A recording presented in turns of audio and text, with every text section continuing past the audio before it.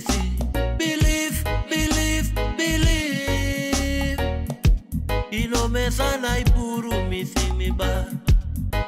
Take you grabasi ano sheng.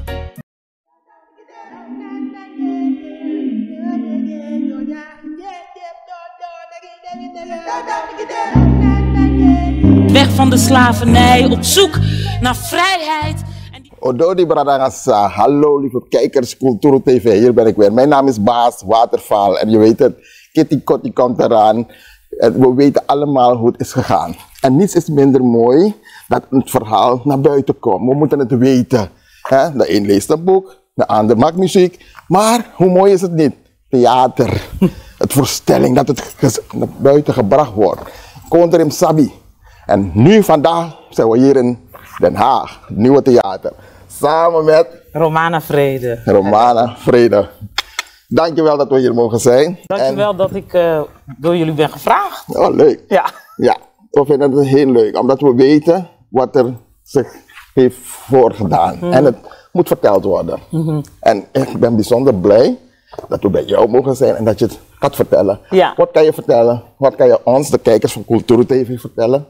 Waar het over gaat. Wie je bent en doe maar. Ja. Oké, ik ben Romana, ik ben theatermaker, acteur, regisseur, schrijver. Ik zeg altijd, ik ben ook moeder, ik ben ook Rotterdammer.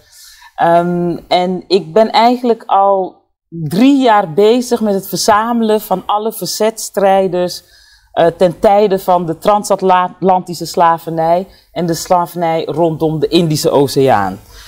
Dus dat zijn mensen die in verzet zijn gekomen, witte mensen, bruine mensen, zwarte mensen. Mensen eigenlijk over de hele wereld die al vanaf de 16e eeuw, dus al vanaf het begin van het kolonialisme, nee hebben gezegd. Nee hebben gezegd door in verzet te komen, nee hebben gezegd door te weigeren hun lichaam over te geven aan de slavernij, die afstand hebben genomen op een of andere manier, hun mond hebben overgetrokken tegen die gruweldaden. Want ik denk dat het een grote misvatting is dat mensen denken dat slavernij op een gegeven moment geaccepteerd was en dat daarna het verzet ontstond. Het verzet was al vanaf dag 1 aan de hand. Want ook voor die mensen toen, zoals het ook voor nu voor ons is het niet normaal om van je vrijheid geroofd te worden of ontmenselijk te worden. En ik wilde eigenlijk een voorstelling maken, of ik wilde de verhalen vertellen van deze mensen, omdat ik eigenlijk een beetje moe werd van het feit dat de slavernij constant werd neergezet als dit is verschrikkelijk, zijn gruweldaden tegen de mensheid. Ik wilde eigenlijk, zonder dat te ontkennen, de focus leggen op de mensen die nee zeiden. Omdat dat mij inspireert, dat mij empowert. En omdat, ik zeg altijd, ik ben geen afstammeling van een slaaf, zoals dat wordt genoemd. Maar wij zijn allemaal afstammelingen van verzetstrijders, op een of andere manier.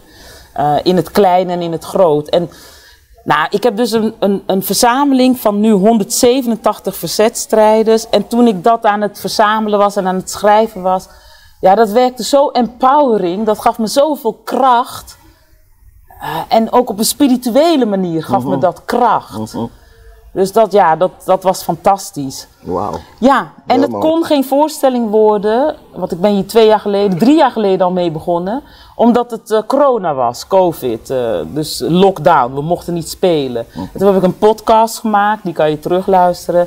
En nu eindelijk kunnen we hem spelen en spelen we hem in de week rond Kitty Kotti dit jaar in Den Haag. Exclusief alleen te zien hier in de Koninklijke Schouwburg. Ja. Wauw, heel mooi. Ja. Ik ben blij, ik ben ook trots dat we dit eindelijk het verhaal kunnen zien. Ja. Dus mensen komen het zien, zeker weten.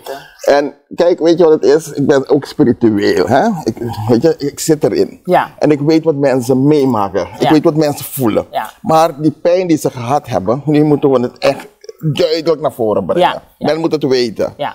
Je kan het niet echt in geschiedenisboeken vinden of Nee. noem maar op. Dus niet, het verhaal moet verteld worden. Ja. Daarom ben ik zo blij Ja. dat je het naar voren brengt. Ja, ja. Dus dat heeft je ongeveer 3 jaar gekost om te verzamelen. Ja, ja. En kijk, dus mensen moeten weten van die van die gruweldaden en van die pijn. Ja. Maar waar ik dus achter ben gekomen, en dat was super inspirerend, is dat bijvoorbeeld het verhaal van Granny Nanny. Dat is een dame, een Ashanti-dame, die in Jamaica in verzet is gekomen. En toen vond ik in de archieven dat er stond, Granny Nanny gebruikte obeah. En toen dacht ik, obeah, dat is Surinaams. Inderdaad. Maar dat is niet. Obeah is van zwarte mensen in het algemeen. Dat was al in Afrika, dat was al bij de Ashanti. Ja, oké. Ik krijg ook kippenvel. Maar dat gaf mij zoveel kracht, omdat ik dacht, wauw. we weten helemaal niet hoe groot die spiritualiteit is. Wauw. En ook dingen als het verbieden van de drums, de muziek, het eren van de natuur, van de voorouders. Dat zijn allemaal spirituele krachten die ouder zijn en groter zijn dan alleen Suriname of alleen Curaçao. Dat zit in de hele diaspora als een soort wortels naar alle zwarte gemeenschappen in de wereld. Ja, toen ik dat las, toen dacht ik echt, dit moeten we vertellen, want dit geeft kracht. Inderdaad. Weet je, dus vanuit dingen zo, ik ga nu iets zeggen wat mensen misschien van gaan schrikken, maar het wegzetten van voodoo als iets duivels is onderdeel van het kolonialisme geweest. Voodoo is geen duivelse kracht, hè? En net zoals de obeah of winti of wat dan ook, dat wordt weggezet als afgoderij. Klap.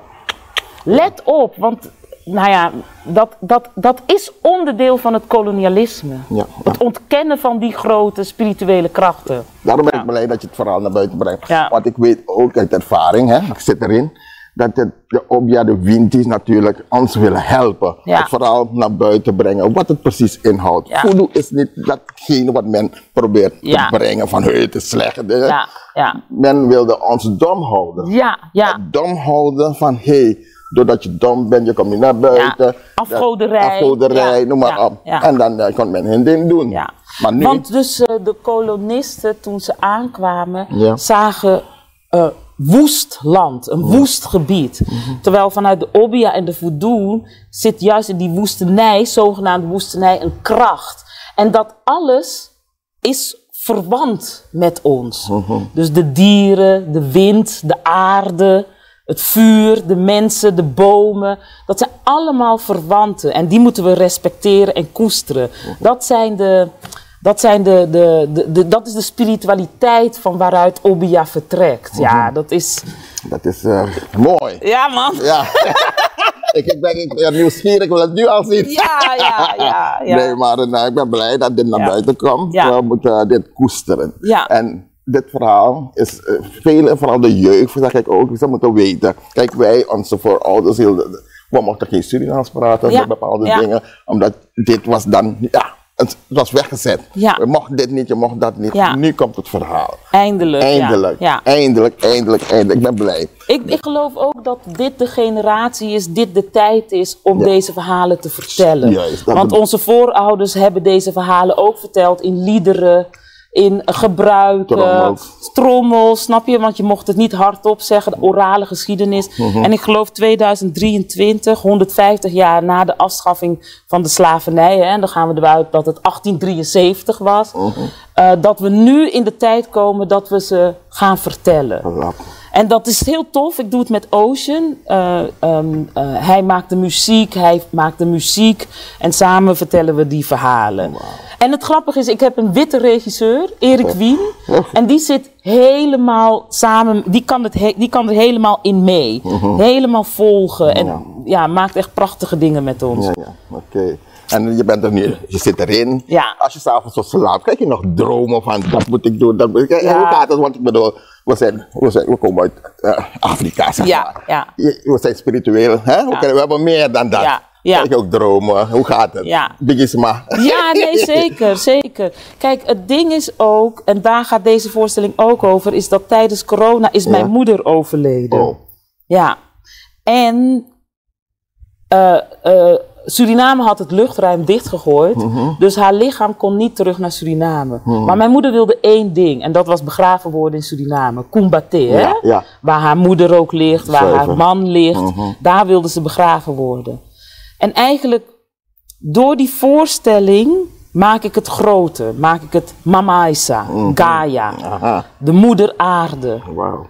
Dus als zij in de grond ligt, waar ze ook ligt, ze is thuis. Dus ja, dat maakt het ook heel erg persoonlijk voor mij. Dat ik denk, deze krachten zijn ook hier. Daarvoor hoeven we niet, want we zitten niet in Afrika, we zitten niet in Suriname, we zitten gewoon nu in Den Haag. Ja. Maar die krachten die luisteren ook naar ons. Tuurlijk. Die kunnen ons ook nu hier beschermen. Begeleiden je. Ja, zeker. Ja. En dat, ik bedoel, ik vertrek altijd vanuit mijn intuïtie en vanuit mijn spiritualiteit.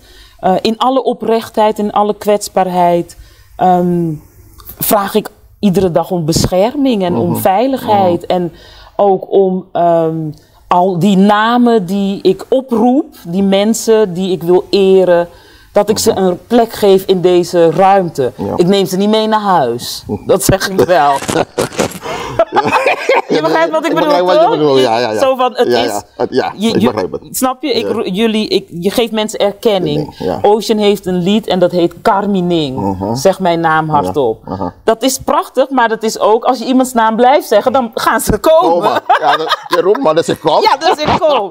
Maar weer Carmining Ja. voor deze ruimte, voor Ja. deze Ja. plek, voor ons allen om hier te Ja. zijn. Ja. En niet per se met mij persoonlijk, Nee. privé. Ja. Nee, dat het goed gaat, dat alles Ja. goed vertelt, dat het Ja. goed overkomt. Zeker, exact. Ja, daar exact. gaat het over, dat het vooral naar buiten komt. Ja. En daarom zeg ik ook iedereen op, laat kom het zien, want dit het klinkt goed. Hè? En alles bij elkaar, we moeten elkaar steunen. Ja. Want dit is belangrijk. Zeker, En ik vind het zeker. zo tof dat we dit hebben. Daarom mensen, vertel, waar kunnen ze het zien? Vertel. Ja, jullie kunnen Tijd zal ons leren dus zien. Ja. In de Koninklijke Schouwburg, waar we nu zitten in Den Haag. Van 29 juni tot en met 8 juli spelen we 7 keer. Dat is ook een spiritueel getal. We spelen de voorstelling maar 7 keer en daarna niet meer. Het is bijna een soort ritueel, hè? Een soort ceremonie. Dus kom kijken. Ja, inderdaad. Zeker doen, want dit moeten we echt koesteren en steunen. Yes.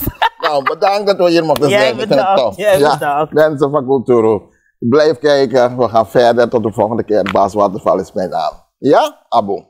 Doei. One okay.